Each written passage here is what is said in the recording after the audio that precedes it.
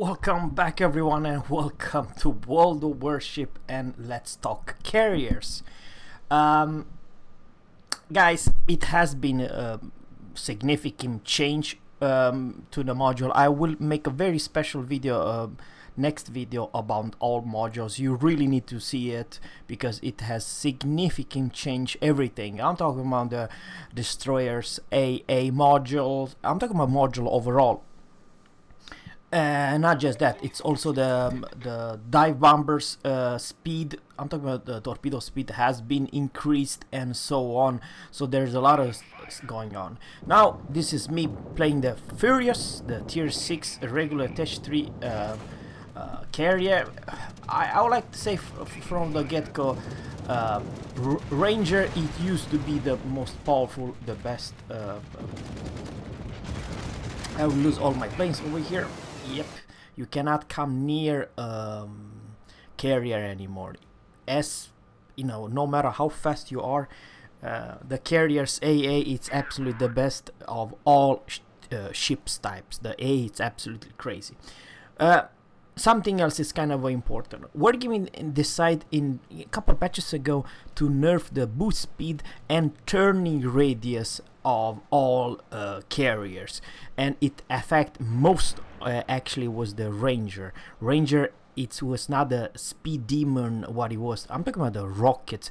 It used to go literally more or less the entire game close to 200 knots plus and turns really good. So what I'm trying to say is that we're going to nerf the ground of the agile and speed and also the DPM, guys. That is the truth. And of some very strange reason, this British carrier has actually, in my honest opinion, the strongest. You may argue the Rugio it's better, not so much, because your AP bombers versus, let's say, destroyer or something tiny or fast are not that darn great. The AP you can only do very little or no damage to destroyers. This Trento, on the other hand, has pretty bad AA. That's the downside with the Italian cruiser overall, guys. And frankly, I like to say from the get-go that the tier 6 carrier, it's a weird spot. Extremely weird. When tier 4 carrier, and that's I never play tier 4 carrier. Never. You can go to my record.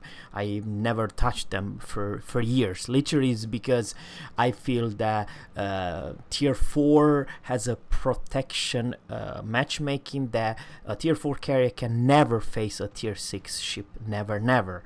Only plus tier 5, and you know, let's face it. If you are a tier 4 carrier and going for some tier 3 battleship with 0 AA, you will fart them for days. That's also the reason there you see so many aircraft carrier at tier 4.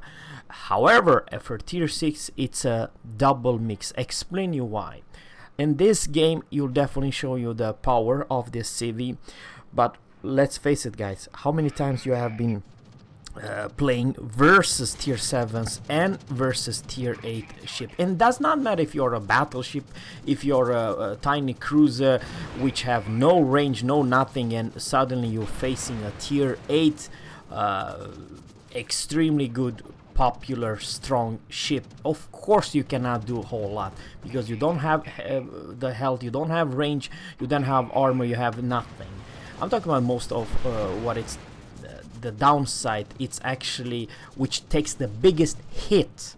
There's 3 types of ships, tier 6 versus tier 8, which they cannot handle the storm. It's very unfair, and that it's the carrier when they facing Massachusetts, Alabama, North Carolina, and of course Cleveland, all that. They cannot be touched. I mean, sure, you can drop them once, but then you lose all the plane instantly. There is very little you can do as a carrier in a tier 8 matchmaking, and almost the same story it's with destroyer, because the thing is, here's with the destroyer have kind of a crappy concealment tier 6 versus tier 8, because tier 8 they do have the concealment module. So Hoops, they have more HP pool and better rate of fire versus tier 6, and literally it's one way pony. You as a tier 6 destroyer, you're screwed if you're facing almost any tier 8 destroyer whatsoever. They will outspout you and they will outgun you, then they will kill you. Same story is also for a cruiser. If you're a tier 6 cruiser and facing a tier 8 cruiser, it's also bad story. You don't have range, you don't have DPM, and mostly you don't have any health whatsoever. So it's not a fair fight that you as a tier 6 cruiser face a tier 8 cruiser, because they will eat you for lunch, breakfast and dinner. I would like to say the only type of ships that you can handle little bit, I'm not talking about surviving the engagement, but you do significant damage if you're a tier 6 battleships and you're engaging tier 8 battleship. Sure, you don't have the same armor, that is true, but you definitely can have enough firepower to, let's say, do significant damage to that tier 8 battleship.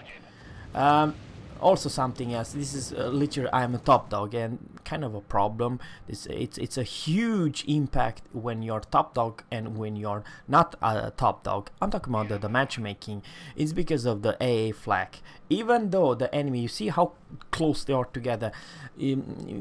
So far I didn't do a whole lot of damage, guys, but the thing is they are too close to each other, and even though the enemy surfer ships are only tier 6, I very much want to kill that Italian cruiser, but I can't, because he's staying in the middle of the whole pack, and all those ships together, AA, it's crazy.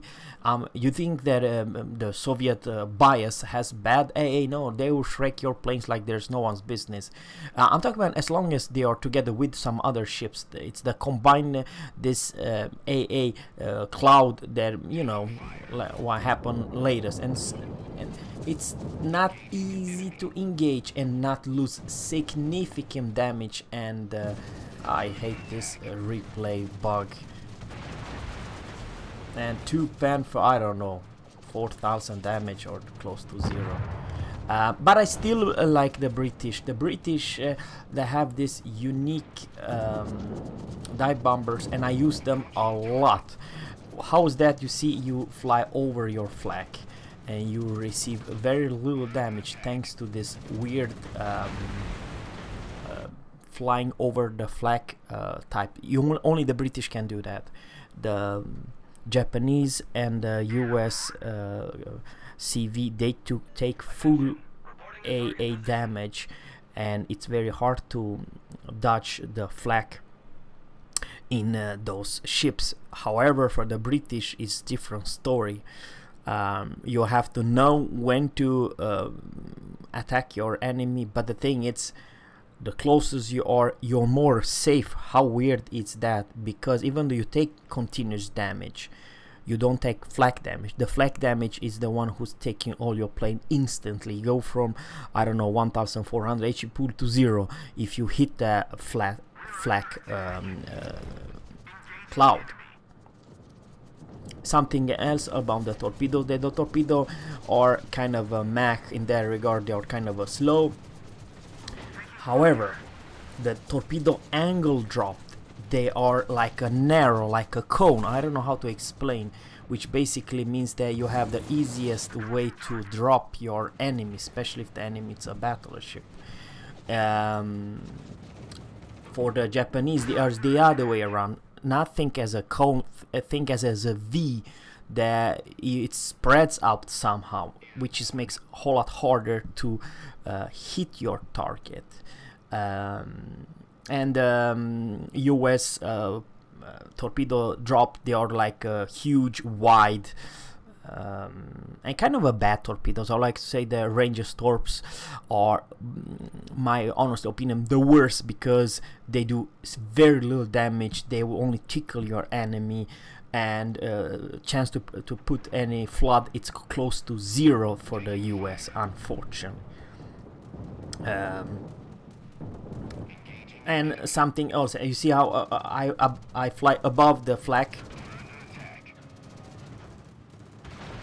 It's a lot of RNG, but it's a much more safer way to play your CV if you have a British carrier than anything else. I mean, of course you will lose planes, don't get me wrong, but if you press left and right, it's a whole lot easier to avoid the flag.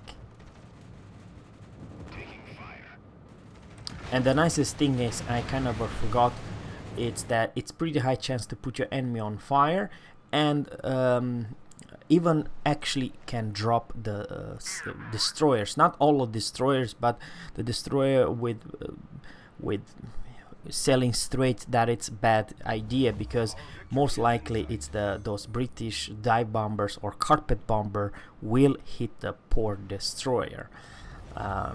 You have to know, yeah, you have to give lead, because the bombs takes time to, you know, so you have to give lead before you just aim. Kind of a bad in replays, you don't see where I aim, you know, that it's the sad part. So guys, the truth is that all this is an extremely easy target. Ismail was pushing, and someone is still taking damage, fire damage. He is trying to cap, but it's almost impossible to cap, guys. The problem with also this matchmaking, I kind of feel sorry for the surfer ship. I really mean that, guys. Is that there's 2 CV and we are top dogs. We are shooting other tier 6 and other tier 5 ship, and this is of course broken. But on the other hand, it's the other way, very weak. This is by far the least damage of all ships you do. It's when you are a tier 6 carry and trying to face a tier 7 battleship. Remember the Hood and the French Lyon, you cannot touch. You go in first for full squad and you lose them. One drop, you lose everything. The Hood, and there are so many strong tier 7 ships. Tier 8, you just forget it. At tier 8 as a CV, it's only a spotter maniac. What is that? You spot some destroyer, you spot some enemy, and let's face it, for some ships like Cleveland and some other US cruiser altogether, they are too powerful for tier 6. You can actually be deep lane, and right now I'm putting the fighter to protect my teammates. The Giulio Cesare has not great AA, but you see, all surface ships have been buffed with this reinforced O. Then you press O, so you really need to do that. It makes for a CV much harder to literally do significant damage and not losing the planes. But what I'm trying to say, guys, is that I believe the matchmaking, it's very unfun when you are underdog, and it's for destroyer cruisers and CV.